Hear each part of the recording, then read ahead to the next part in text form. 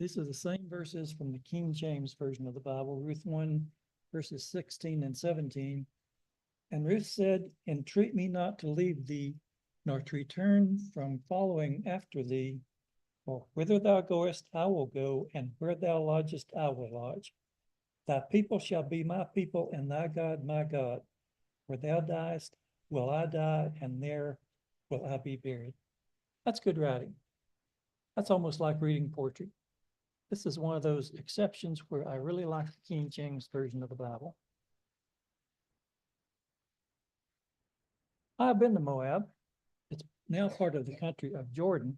And so that's where I was when I took this picture in Jordan. And even though it's now Jordan, the people still are aware of their heritage. And I see that name Moab on several of the buildings. Exceptions where I really like the King James Version of the Bible. Now, I've been to Moab. Interesting to see it's now part of the country of Jordan. And so that's where I was. She could have said, Naomi, this is a long trip. And even though it's I wish you well, hope it goes okay for you when you get there. Aware of send me a text message. I see that name Moab on several of the buildings. Exceptions where she could have said, Naomi, this is a long trip. I think I should go with you. I'll make sure you get there safely, then I will come back. She could have said, Naomi, it's a long trip. I will not only will go with you, but I'll stay for a week or two and help you get settled, and then I'll come back. She didn't say any of those things. Instead, Ruth makes several decisions in this statement. She will go with Naomi to Bethlehem. She will live wherever Naomi lives. She will live with the Hebrew people and become a part of them. She will worship the Hebrew God. She will accept their religion. And when she dies, she will be buried in Bethlehem. A lot of decisions to make all at once here, considering Ruth really didn't know what she was getting into. Now, I would like to know the reaction of Ruth's parents when she told them this story, because they probably knew that likely she'd never see them again. And we don't know how long it took Naomi and Ruth to get from Moab to Bethlehem. For one thing, we know where Bethlehem is. That's still in the same location that it was in Bible times. We know where Moab was. That was a rather large country. We don't know where Ruth and Naomi were living in Moab. I've seen estimates ranging from 50 to 75 miles that they had to walk to get back to Bethlehem. We don't know how they got there. I think it's possible that they walked the whole way, which would have been an awkward situation. Two women walking along for several days through the desert. No one to protect them from robbers. Going through the desert, they would have to carry their food and water. They can't just stop at Burger King for lunch. So this would have been a tough trip, a tough and dangerous trip. So Ruth and Naomi do indeed get to Bethlehem. As far as I know, they made the trip okay. Now the question is how to make a living. And we get some insight. Chapter 2, verses 2 through 3. And Ruth the Moabite said to Naomi, let me go to the fields and pick up the leftover grain behind anyone in whose eyes I find favor. Naomi said to her, go ahead, my daughter. So she went out, entered a field, and began to glean behind the harvesters. As it turned out, she was working in a field that belonged to Boaz, who was from the clan of Elimelech. Now we know this was a custom at this time. Poor people would go to the fields during the harvest, pick up the grain that was dropped. And this was not just a custom, this was a commandment. Deuteronomy 24:19, when you are harvesting in your field and you overlook a sheaf, do not go back and get it.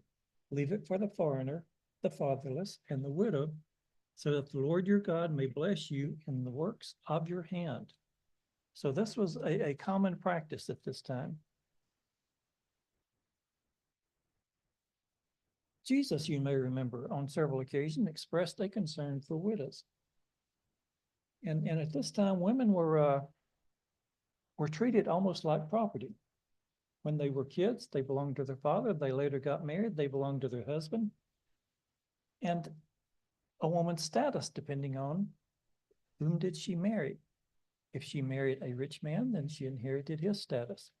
Married a poor man, then there was her life would be difficult.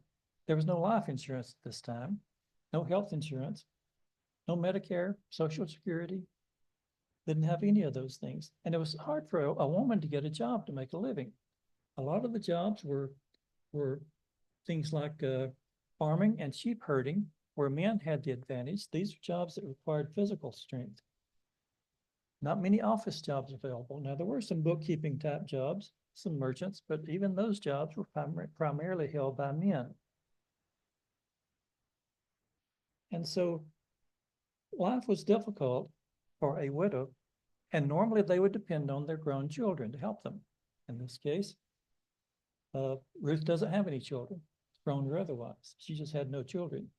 So we don't know how old Naomi was. We do know Naomi did not go to glean in the fields. So it's Ruth. Apparently Naomi was getting elderly by this time.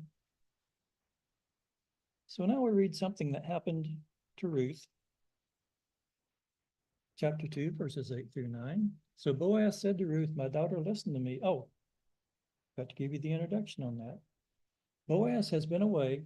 He comes back to his field. He says to his workers, there's a woman here I don't recognize. Who is that? And so they tell her, well, that's Naomi's daughter-in-law. Okay. And so Boaz goes over to introduce himself, and he says to Ruth, my daughter, listen to me. Don't go and glean in another field, and don't go away from here. Stay here with the women who work for me. Watch the field where the men are harvesting and follow along after the women.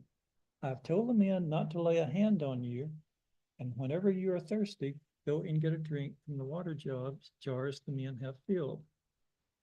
And so it's clear in this story and that Boaz is concerned for Ruth's safety. And Naomi emphasizes that point also in Ruth chapter 2, verses 22. Naomi said to Ruth, her daughter-in-law, it will be good for you, my daughter, to go with the women who work for him, because in someone else's field you might be harmed. And so Ruth's in a awkward situation here. If someone harmed her, she can't just pick up the phone and dial 911 and talk to the police. Bethlehem had no 911 call center, and there were no police. In a situation like this, normally, for an unmarried woman, if someone harmed her, then sometime later, her father and her brothers would show up at the home of the bad guy in a bad mood. Ruth is vulnerable. Boaz is aware of that. That's why he cautions her, stay in my field. My workers will take care of you. So this is where it's safe. Now, Naomi has a plan for Ruth to be taken care of. Ruth 3, 1 through 5. One day, Ruth's mother-in-law, Naomi, said to her, my daughter, I must find a home for you where you will be well provided for. Now, Boaz, with whose women you have worked, is a relative of ours. Tonight, he will be winnowing barley on the threshing floor. Wash, put on perfume, and get dressed in your best clothes. Then go down to the threshing floor, but don't let him know you're there until he has finished eating and drinking. When he lies down, note the place where he is lying. Then go uncover his feet and lie down. He will tell you what to do. I will do whatever you say, Ruth answered. So she went down to the threshing floor and did everything her mother-in-law told her to do. Now this seems a little strange to us. I'm sure it was strange to Ruth also. There's this man that she hardly knows, and Naomi says to her, when he goes to sleep, I want you to uncover his feet and lie down at his feet. Okay, well, that just makes no sense. I'm sure Ruth was a little uncomfortable doing this, but Naomi had told her what to do, and so she was going to do it anyway. So Boaz wakes up. He sees her there. And this custom goes back to a verse in Deuteronomy. These are instructions for the care of widows. If brothers are living together and one of them dies without a son, his widow must not marry outside the family. Her husband's brother shall take her and marry her and fulfill the duty of a brother-in-law to her. The first son she bears will carry the name of the dead brother, so that his name will not be blotted out from Israel. The first son she bears shall carry on the name of the dead brother, Oh, got that in there twice. So his name will not be blotted out from Israel. So that's what Boaz is doing here. It's kind of an extension from this. In this example in Deuteronomy, there are two brothers. One of them dies, leaves his widow. The other brother is obligated to marry her, have children with her, so that his inheritance will be passed down to the children. Now, Boaz was not a brother-in-law to Ruth, but he was a relative of Naomi. And so what Ruth did here was a marriage proposal, indicating to Boaz that I would like to marry you. And Boaz explains to Ruth, well, there's a problem here. Yes, I'm your relative. However, there's another man in Bethlehem who is a closer relative to Elimelech than I am. So it's his duty to marry you. I will go talk to him, explain the situation. If he wants to marry you, then that's what will happen. And if he doesn't, then Ruth, I will marry you. It's kind of interesting how Boaz is describing all this to Ruth and describing to her a marriage that might happen to a man she's never even met. And also interesting that Boaz doesn't ask Ruth, would you like to meet this guy? Maybe you might like him, might not. You might want to know this before you get married. This would be a good thing to know. So that Boaz has this discussion with Ruth. Yes, I'll go talk to this guy. This is what Naomi said, Ruth 3:18. Then Naomi said to her, just be patient until we hear what happens, for Boaz won't rest until he has followed through on this. He will settle it today. Now, this is a compliment to Boaz. When Naomi says to Ruth, if Boaz says he'll do something, he'll do it. You can count on it. I have no concern there. I know what he will do. And so Boaz goes to see the other relative. And it's kind of interesting. Boaz is talking to Ruth. I'll see if this guy wants to marry you. He goes to talk to the other guy, and that's not his opening sentence. He says to the other guy, Naomi and Elimelech had some land. Naomi is going to sell it. You're the nearest relative. Would you like to buy this land? Oh, yeah, I'll buy it. Yeah. Yeah, okay. Yeah. Then Boaz tells him paragraph 2 of this story. Now, if you buy this land, then you're obligated to marry Ruth. And that means if you have children with Ruth, then your inheritance is going to be split between the children you have now and any future children you might have with Ruth. And the guy says, I don't know, on second thought, really don't want to split up my inheritance with children might have with Ruth. So no, I'll pass. Boaz says, okay, that's fine. Then Boaz says, I will marry Ruth. And they did. They got married. They had a son named Obed, who had a son named him Jesse, who had a son named him David. So Ruth, the poverty-stricken foreigner, ended up being the great-grandmother of one of Israel's greatest kings. Now, it's interesting to think back to the beginning of this story. We think this turned out okay for Ruth, but she didn't know that in the beginning. When she's saying to Naomi, yes, I'll go with you, and I will live in this country I've never seen among people that I don't know, maybe have to learn a new language. She didn't know this story was going to turn out okay. This was all, her decision was based on her loyalty to Naomi. Yes, Naomi, I will go with you and take care of you. I will stay there until I die. Now, that's the end of that part of the story. Now I want to talk to the teenagers in the group for a few minutes. You adults can just continue daydreaming. Now, most of you teenagers are ABCs, American-born Chinese. Most of your parents are MIT, made in Taiwan. And like Ruth, your parents left their home country and moved to a foreign country.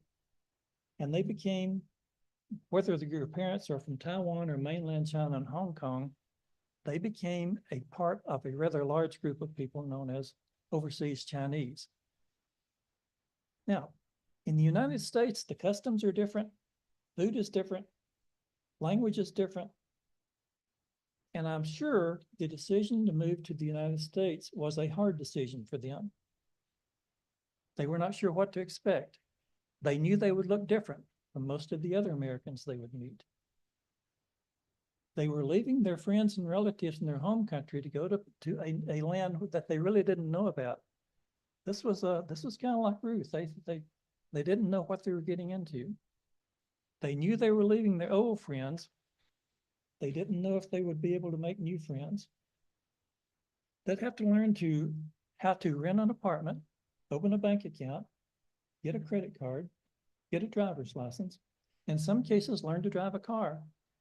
There are some changes for these folks. They have to find a doctor and a dentist, and those things are expensive. Those people, those healthcare workers are expensive to people who don't have health insurance.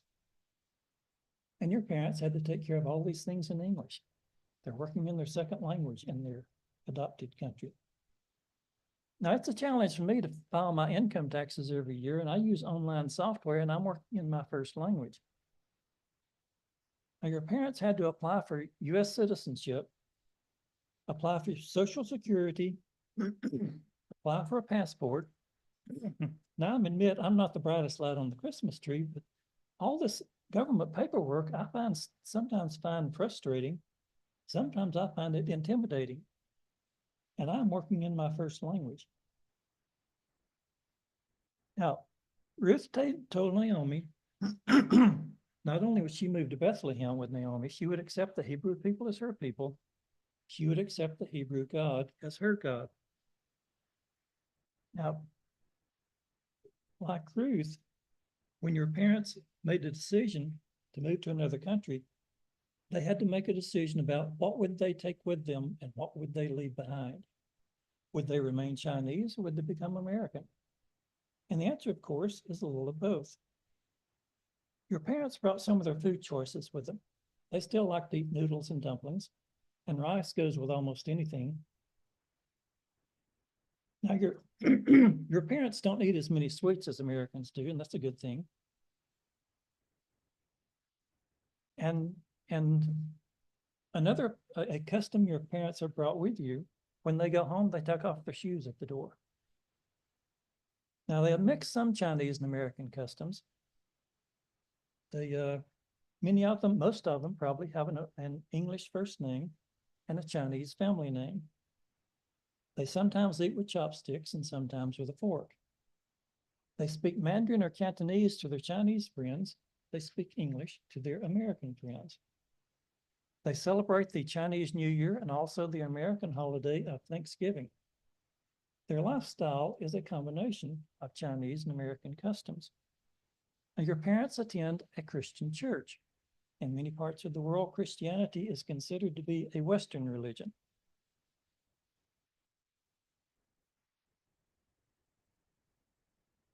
Now, I see many news reports about people who have stress in their lives. Sometimes I see them interviewed. How's life for you? Well, it's hard. Grocery prices keep going up. Gas is expensive. They're concerned about problems like crime and drugs, worry about their kids. And most of these people are living in their home country. Now, immigrants to this country have all these same problems along with adjusting to a new country. Your parents were successful when they moved to a new country because they were willing to endure hardship. The Mandarin word for that is "turku," which means to endure hardship. Now, English is a hard language to learn for foreigners. One of the problems is it has some strange quirks. For example, in English, a fat chance and a slim chance have the same meaning. That could be confusing to newcomers. Now, some of your parents went to college in this country. College was a challenge for me, and I was working in my first language. I'm sure it was difficult for them. Now, many of my American friends have trouble with the English language. Most of my Facebook friends were born in this country. Some of them went to school with me, took the same English class as I did. Clearly, they did not pay attention. On Facebook, my friends think These three words can be used interchangeably, which they just do routinely. They sound alike, so yeah, just mix them together. That'll be fine. Also, now this was a post from one of my Facebook friends back in January when we had a snowstorm. I wonder, W-A-N-D-E-R, I wonder if I ordered a pizza, what would happen? Well, another little English problem there. Now here's a lost dog. There's a description of the dog that goes on for, I don't know, 4 or 5 sentences, I guess. It's hard to tell because there is not one single punctuation mark in here. It's a little hard to read. Now, I could decipher it, I guess, if I took the time. Sometimes punctuation is important. And the story is told about a man in San Francisco in 1913 sent a telegraphed message to his business partner in Sacramento and said, I'm offered 10,000 bushels of wheat on your account at $1 a bushel. Shall I buy it or is it too high? The response was no, price too high. But there was a punctuation error, and so the message that went out was no price too high. Those are different. Sometimes punctuation is important.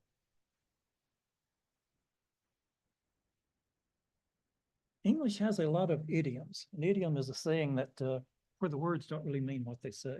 They mean something else. Like break a leg means good luck. Kick the bucket means to die. Get your ducks in a row. Get your act together. Take it with a grain of salt. Only believe part of what you hear. Piece of cake, something that's easy to do. Now, it's not just English that has idioms. Mandarin, for example, has an idiom. Let's say you took a history test and your friend says, how'd you do on the test? And you say, mama hoo-hoo. Now, your answer has nothing to do with horses or tigers, but that's just an idiom.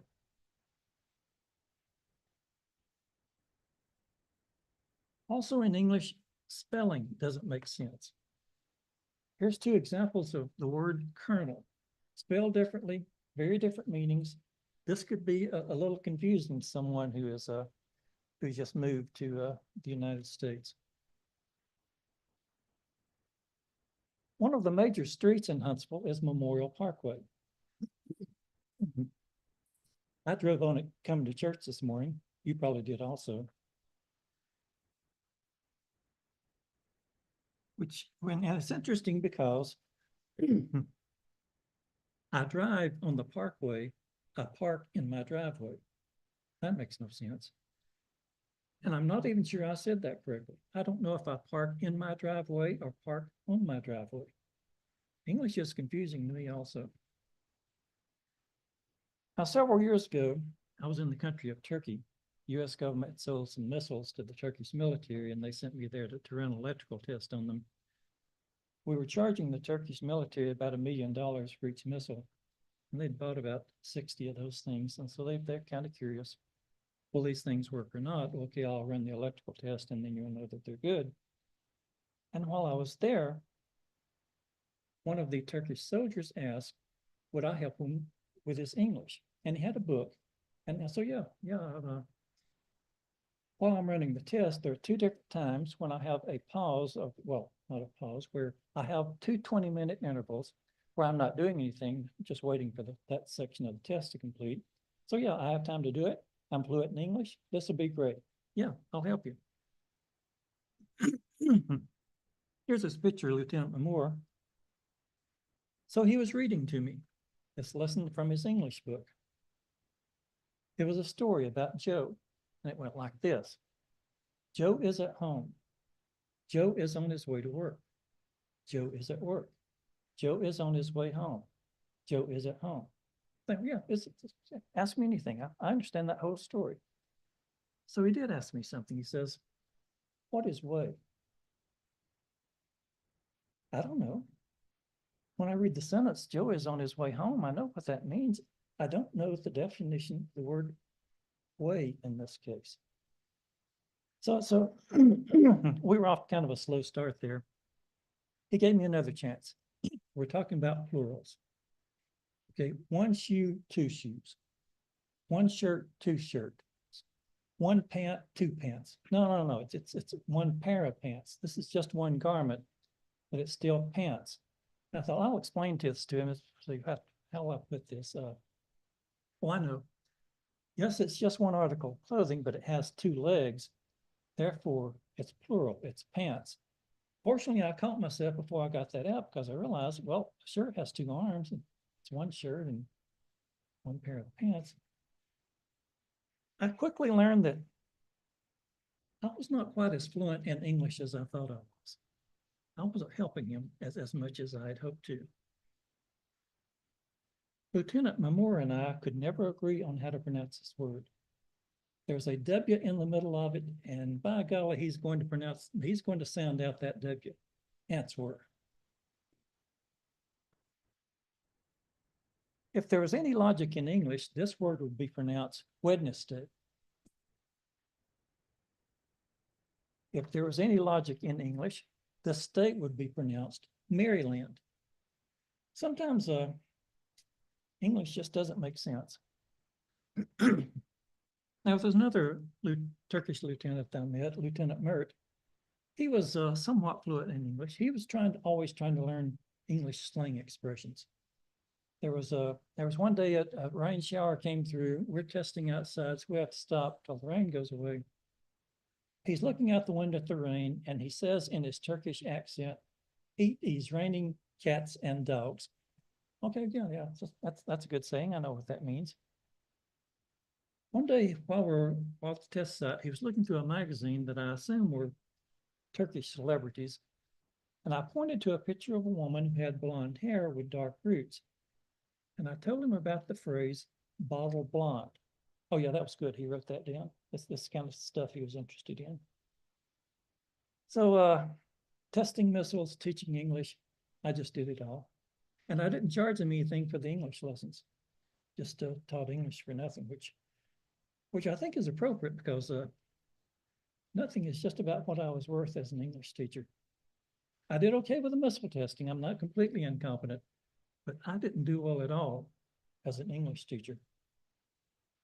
Here's some other Turkish soldiers I met. In that left picture, if you look behind the three of us, you will see one of the missiles that we were testing. Doesn't look like $1 million, but those things are expensive. I saw this guy with his rifle, wanted to take his picture. I didn't know if he spoke English, but I asked Lieutenant Mert, will it be okay if I take his picture? Yeah, that'll be okay. He won't shoot me, will he? No, he won't shoot. Okay, got the picture. He didn't seem to mind. Now, we did have a problem with one of the missiles. They were unloading it from the ship. The dock workers got a little careless, bumped it into something, and damaged the end of the missile container. But being the resourceful people that we are, we fixed it.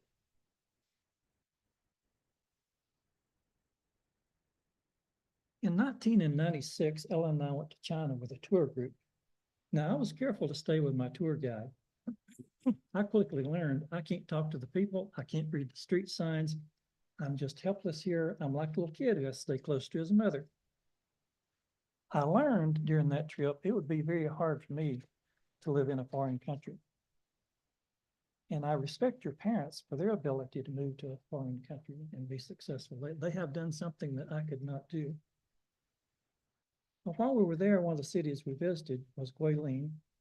Took a boat ride on the Lee River, which is known for these mountains of unusual shapes. A lot of people in Guilin were riding bicycles at that time. Many more bicycles than cars on the streets. Our tour guide in the city of Guilin was Christina. One day I was chatting with her, and she decided to teach me a few words of Mandarin. Okay, so she's teaching me, 你好，再见，谢谢你. And she was amazed by how quickly I caught on. I could have been honest and told her that I had taken a Chinese language class, but I didn't. I just let her continue with this mistaken impression that I was a quick learner. Christina told us that she was a college student with a major in tourism, and someone asked her if she had a boyfriend. She giggled. She was embarrassed by that question. No, she didn't have a boyfriend. She was just 20 years old, still in college, had not even considered a boyfriend. Now, your parents have the same attitude about dating that Christina does. They don't understand why teenagers want to start dating at age 15 or 16. There is always a generation gap between parents and kids, and in your case, there's also a cultural gap. Your parents are Chinese. You're American. Sometimes that leads to confusion. Let's talk about mirrors for a few minutes.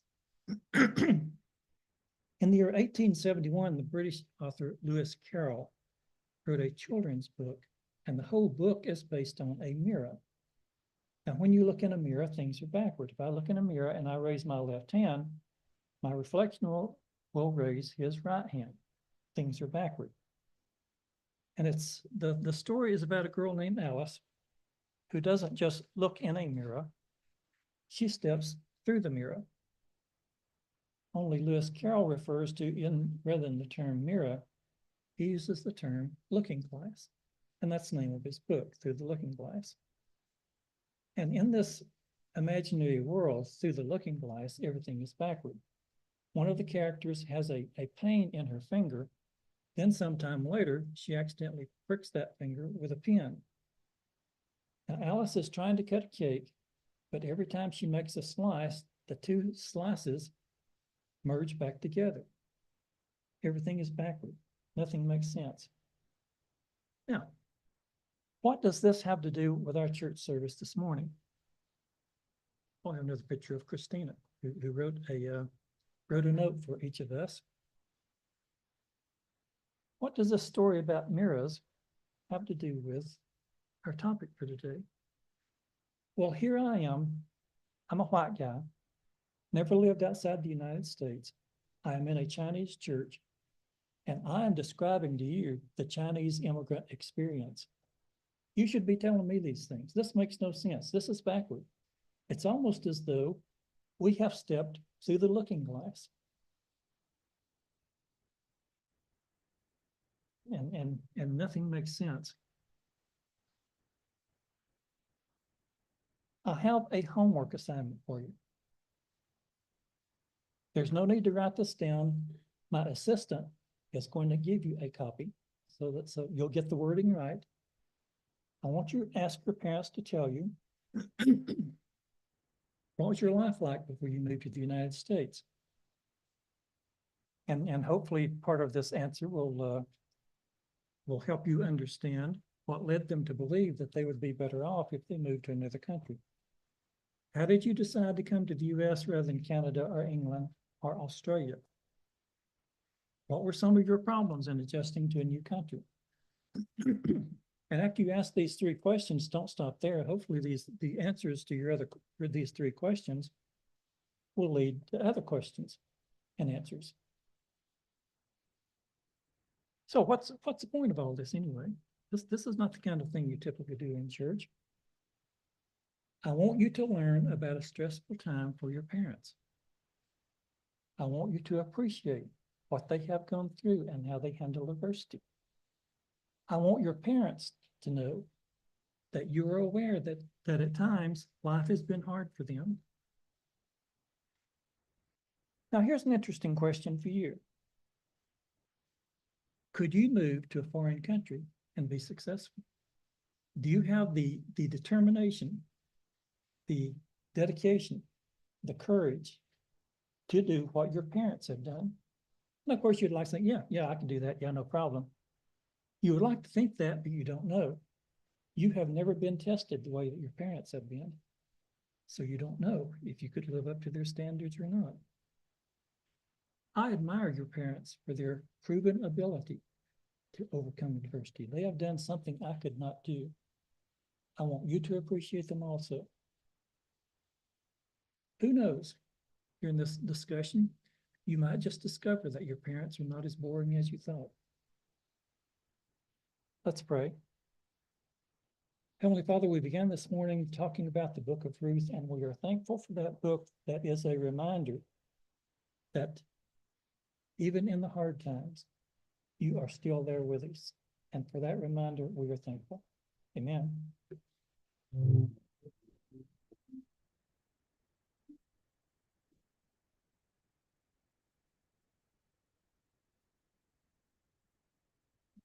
We thank God for bringing Mr. Randall Harris to church this morning to share with us his message and his life experiences. Please stand as we will sing our last youth worship band dedication song, Waymaker.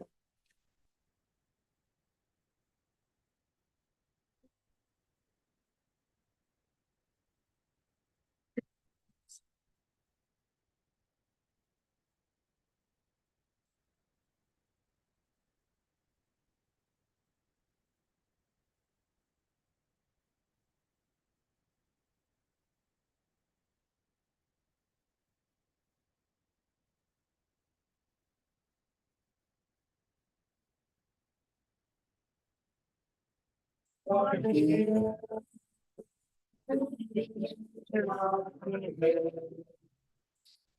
worship you, worship you. You are here, working in this place. I worship you, worship you. You are here, working in my place. I worship you, I worship you. You are here, working in this place. I worship you, I worship you. You are waymaker, miracle worker, promise keeper, light in the darkness, my God, that is who you are. One waymaker, miracle worker, promise keeper, light in the darkness, my God, that is who you are. You are here, touching every heart. I worship you, I worship you. You are here in every heart. I worship you, I worship you. You are here, turning lives around. I worship you, I worship you. You are here in every heart. I worship you, I worship you. You are the miracle worker, promise keeper, light in the darkness. That is who you are. You are waymaker, miracle worker, promise keeper, light in the darkness. My God, that is who you are. That is who you are. That is who you are. That is who you are. That is who you are. That is who you are. That is who you are. Waymaker, miracle worker, promise keeper, light in the darkness. That is who you are. You are waymaker, miracle worker, promise keeper, light in the darkness. My God, that is who you are. Even when I see it, you're working.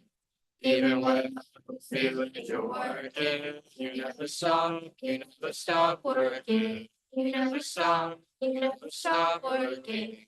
Even when I see it, you're working.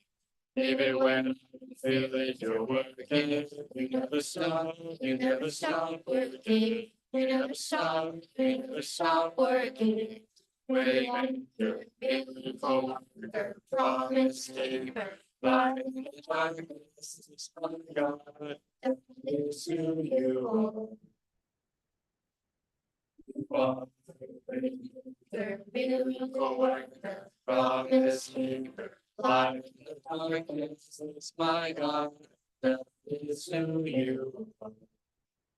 That is who you are. That is who you are. That is who you are. That is who you are. That is who you are. That is who you are.